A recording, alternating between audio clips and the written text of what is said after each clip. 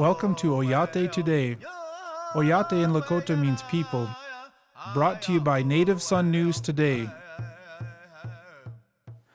Hi, welcome to Oyate Today. I am your host, Richie Richards. Oyate Today is produced by Tim and Jackie Gallego. Tim is an enrolled member of the Oglala Sioux tribe. Our guest tonight is Toni Handboy from the Cheyenne River Sioux tribe and founder of Red Generation. Thank you so much for being here. Yes, you're welcome. And I know you've been doing a lot of advocacy and great work with what you're doing, so thank you so much. So tell us a little bit about yourself. Give us some educational background, some professional background, please. Okay. I'm Toni Handboy. I currently reside on the Cheyenne River Sioux tribe. I'm the Integrated Care Case Manager for Behavioral Health.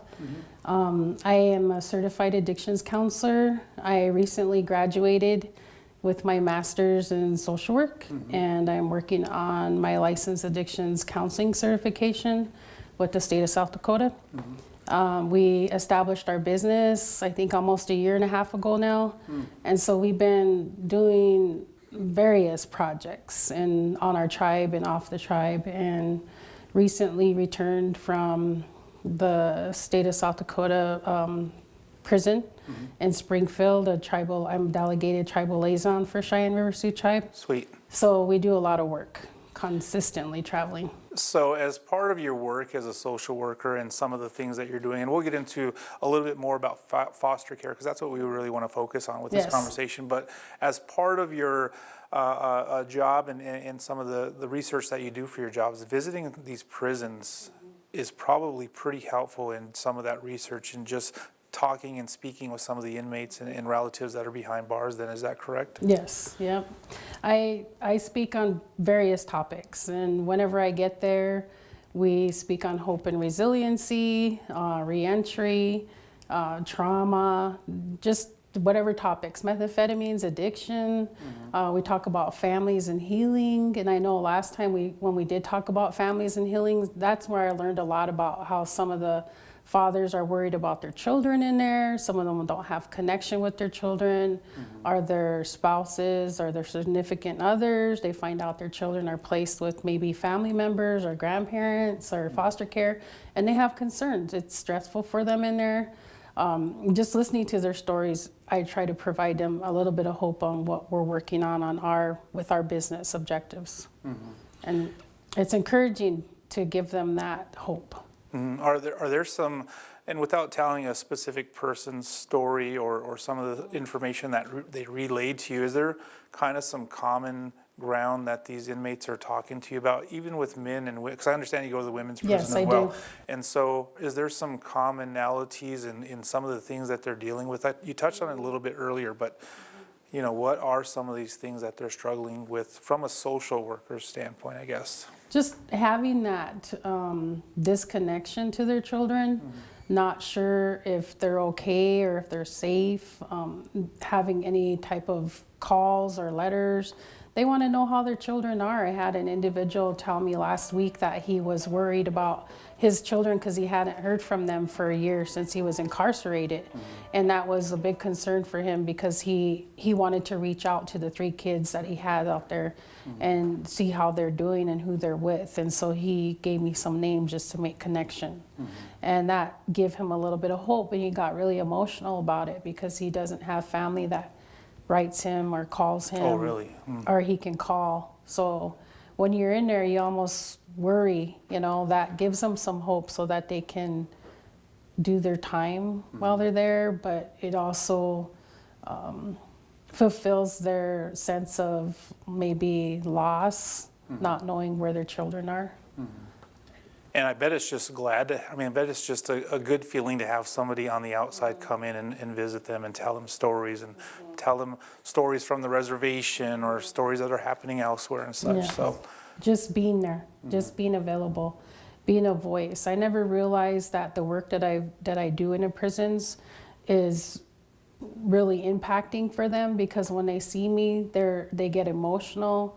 They really want to hear my message. I try to, not repeat myself. I bring a new message every time. And they love the work that I do out in the communities because they follow me on media. They read the newspapers. They like the healing that's taking effect in my community and other tribes as well. They always ask me, do you travel beyond Cheyenne River? Do you go to Pine Ridge? Do you go to Rosebud? And I think that's a mission of Joel's, Bring Punning and myself, is to travel when we get more time, because we both work full time. Yeah, and there's so much happening on Cheyenne River. I'm sure that it's, Yes. yeah.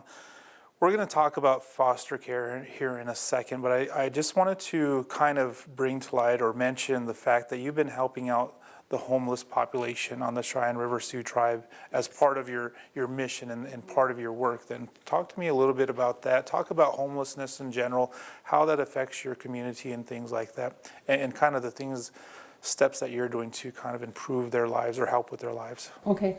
How I started to work with the homeless population is we started to do outreach with our New Beginnings Recovery Support Group that we created last year. And it was a mission just to give them that opportunity to meet with them at the street level. And then not to forget about them, that they're our relatives. Give them a little bit of hope to let them know that they do have people that care about them. And then we went from there and we just started doing street work. We would go to the powwow grounds where some of our relatives live. They live in tents. And we would do night patrol. We would just go check on them and see if they have blankets or if they have things that they need, if they're safe, that there's no violence happening in their little community.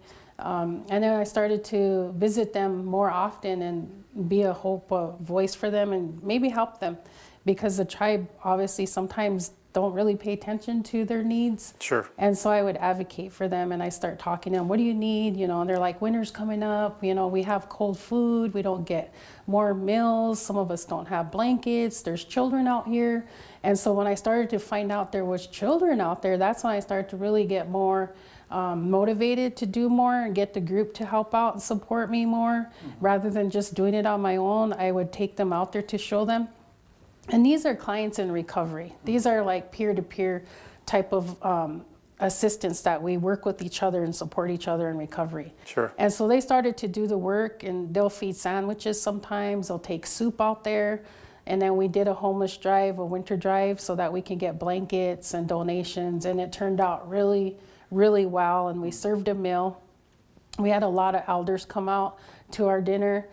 We had children, and sometimes people really forget, like, okay, so you're serving the homeless, and we're like, well, yeah, we are. And then they forget there's children that are homeless. I mean, they don't realize that. And so when I went to Money for the Tribe to help us with the meal and stuff, they're like, well, are you guys doing prevention? And I'm like, yes, we are. There's children that are actually homeless out there.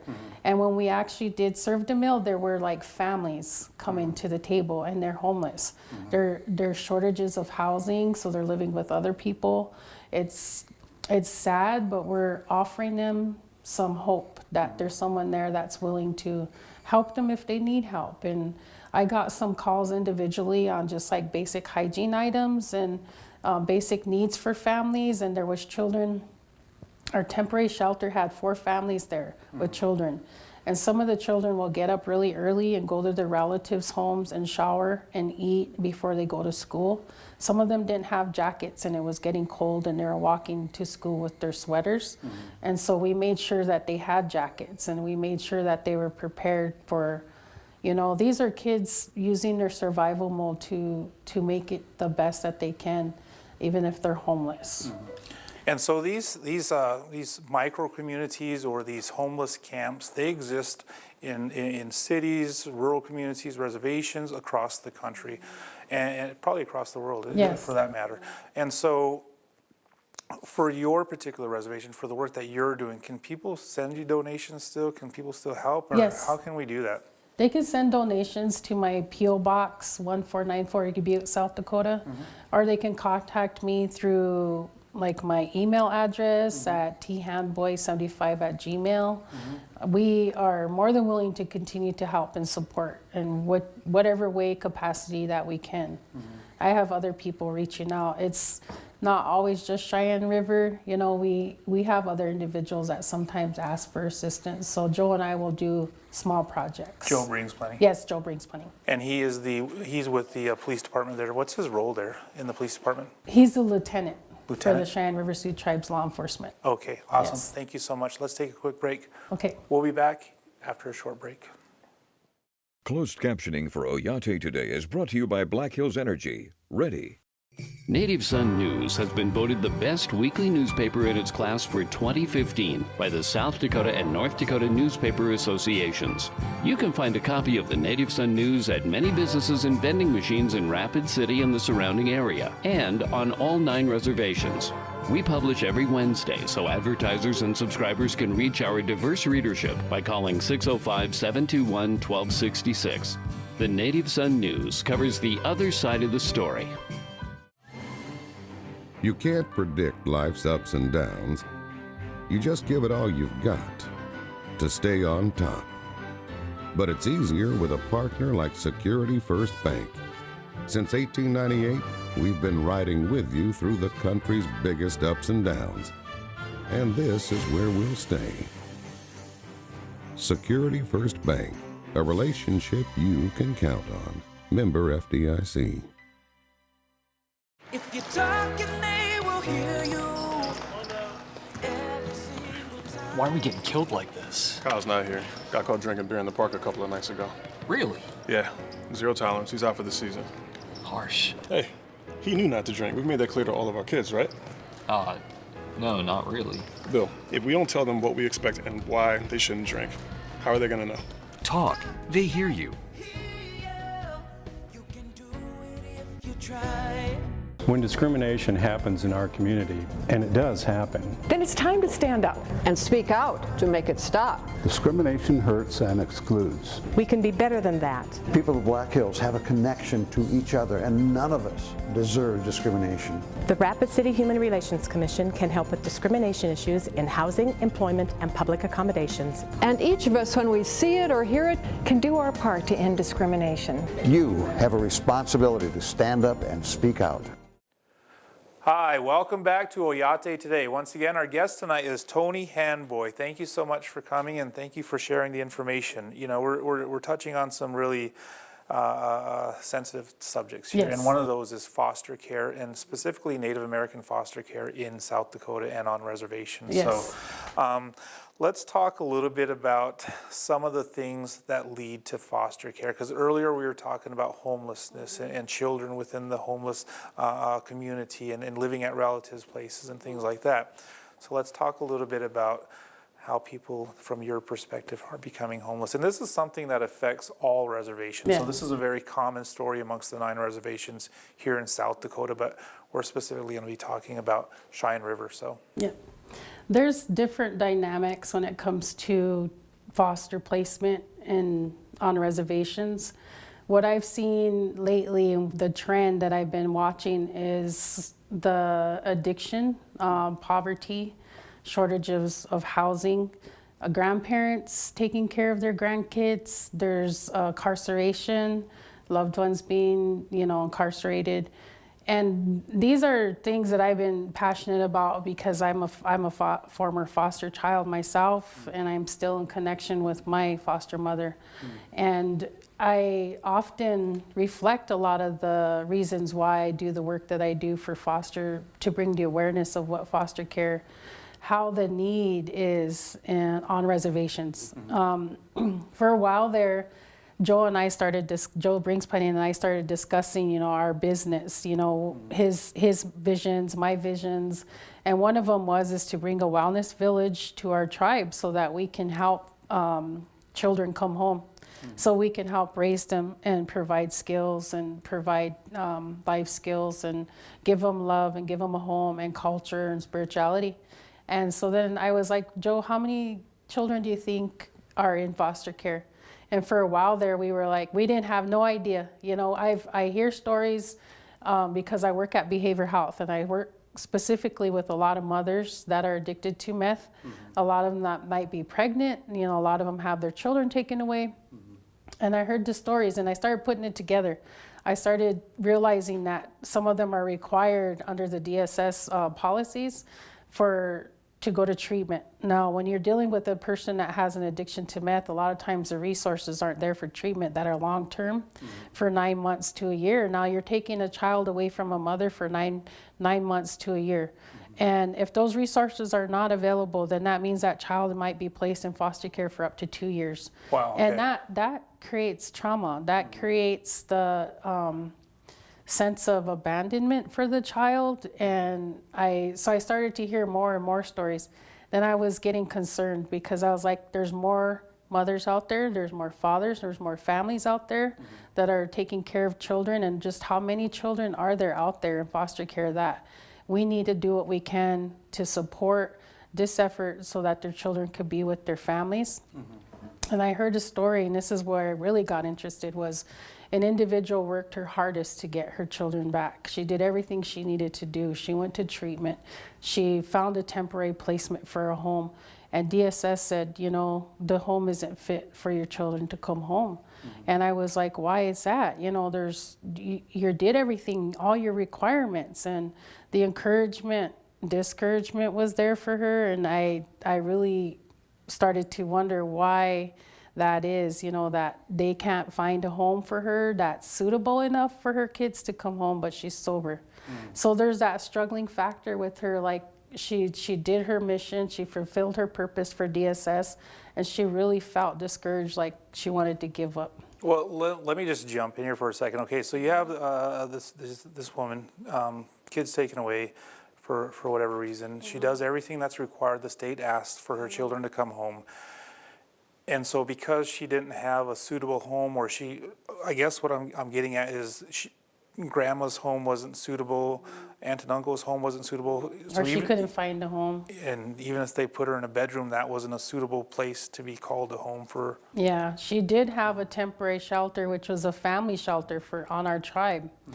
And it didn't work out. There's so many challenges, you know, she got overwhelmed and, you know, jumping through all these, I hear this so many times, they jump through so many hoops to get their children back. And so I started to want to know the numbers. I was like, in order for me to really get passionate, to really make change, to really help out and get that message across, you know, the things that we need to do to support because of the shortages of resources, how many children are we talking about? And that's when I asked Department of Social Services and CPS for their statistics. And those ain't easy to come by. Those aren't something that's just readily available. You can't go in and ask for those. Those are something that they need to calculate and they need to produce. Yeah. And that can take time. So how long did it get for you? And let's go over those, by the way. Okay. Let's go over your numbers. Let's go over your data. Let's put that out there so that we understand the enormity of this. So go ahead and share with us some of your statistics that you brought along. All right, for Cheyenne River, what I found out from DSS was I requested a written letter that I was looking for statistics, and I got them back within like 3 weeks. But there are 170 children on the Cheyenne River Sioux Tribe that are in foster care currently. There are, between the ages of 0 and 11, 62 children.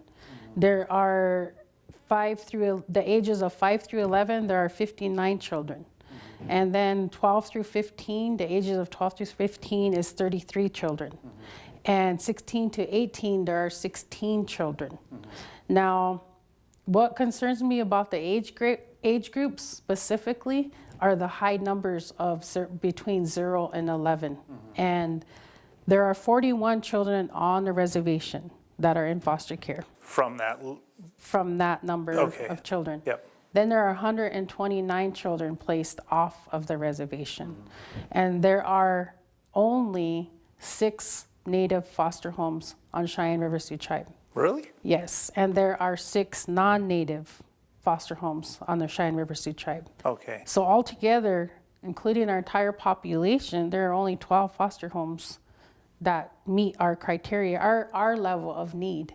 And so when I heard those numbers, I was telling Joe, I was like, we talk about the ACEs study, the adverse child effects, and we talk about trauma.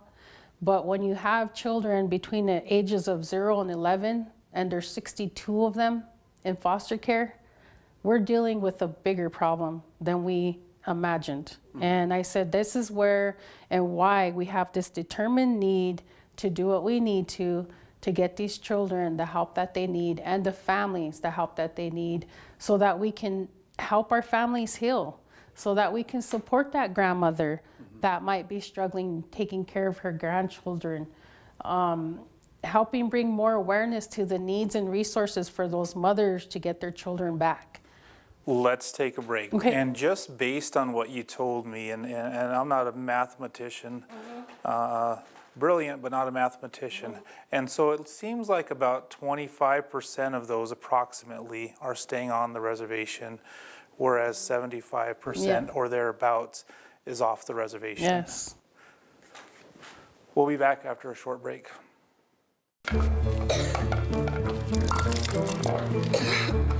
Want some more?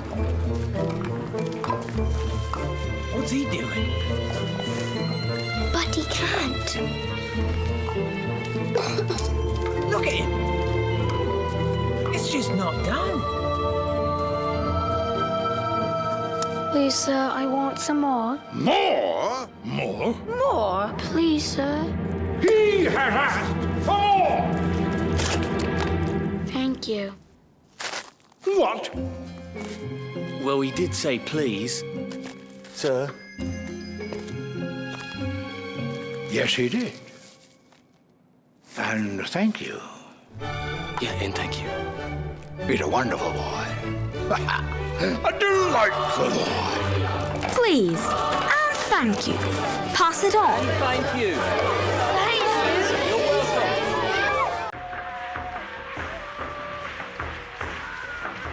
Being connected to him with the earth. Positive pride. Pride of being Lakota. Look around you and look at your culture. Look at the people who care about you. There is hope. There is always hope. There will always be hope. Suicide isn't the Lakota way. If someone you know needs help, please call 867-HOPE, a public service message from the Lakota Voice Project. I used to think news is news. It's all the same, but it's not. There's a big difference between local broadcast news and cable news.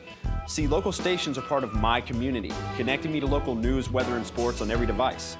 It makes sense. Get the news from the people I trust who actually live here.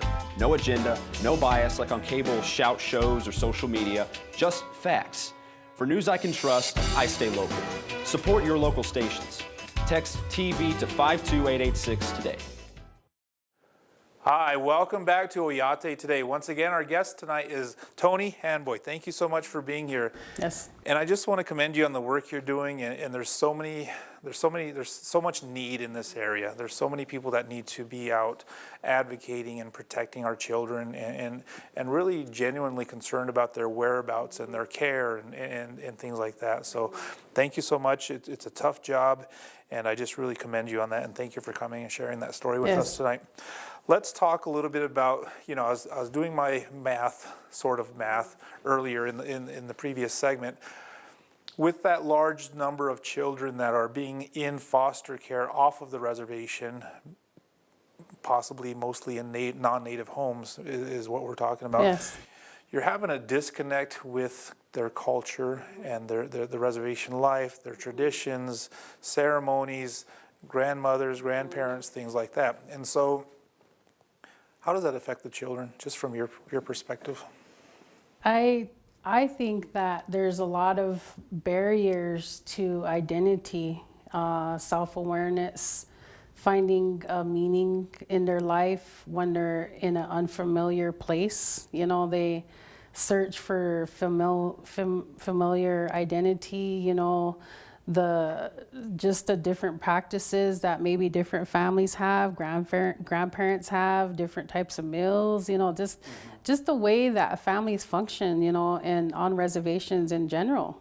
I never even thought about it because they're really adjusting to a whole new lifestyle, whole new lifestyle. Diet. Yes. That's that means like getting up and doing your 3 meals a day.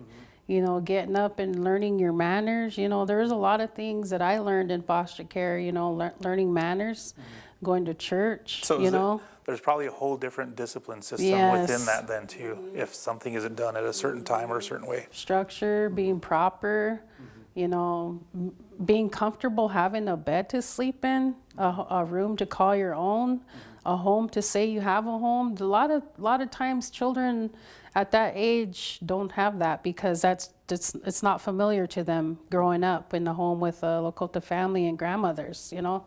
We were all raised together. Sometimes in our grandma's home, there was at least 10 or 12 kids. You know, we were all comfortable. We loved it.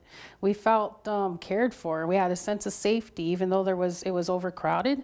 We were still in a good environment, according to how we felt, because grandma helped us feel that way, secure. Now, when you're in an environment where you have to change a lot of things, you know, it's being a child, you know, those adjustment issues, that's really traumatizing, you know. A lot of times even being put in a social worker's car when they're taking you away, that's traumatizing. Because a lot of times you're not understanding where you're going. I'm traumatized just sitting here listening to this. Okay, so there's X amount of children who are being taken off the reservation and placed into foster care. And I would go so far as to say that a certain amount of them are lost to the system or adopted out. Yes. And so what effect does that have on a children? And I'm sure that these children who are adopted out, raised in a non-native lifestyle or home, they probably come back at some point and try to want to re-identify with who they are and where they're from. They do come back. I've been seeing them coming home. They might have challenges, mental disabilities.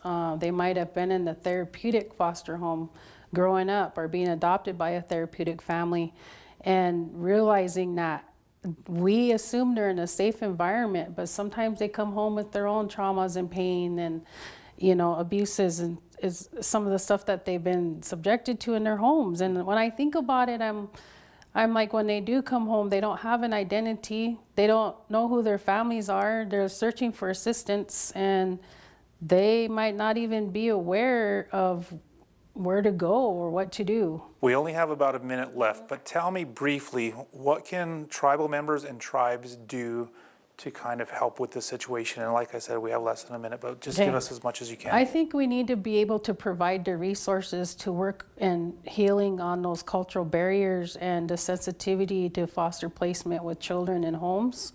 I think we need to be able to identify, or should identify, more resources for foster care, for our families to start coming home, and that we start to help support these efforts, like with Red Generation, what we're trying to do, so that we can start a healing village for our people, that we could take care of them at home. And bring the kids home. Yes. Thank you so much for being here, Toni. Yes. And thank you for the work you're doing. And you know, if you have it in your hearts to help with any of Toni's efforts, please contact her in the information we provided earlier. If you'd like to learn more about Oyate today, if you'd like to become a sponsor, a donor, or possibly a guest, please visit oyatetoday.org.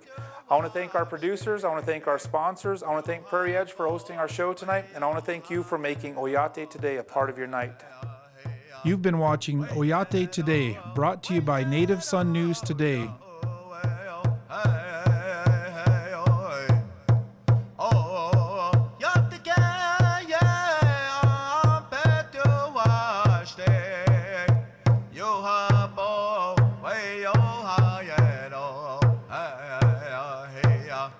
Way at all.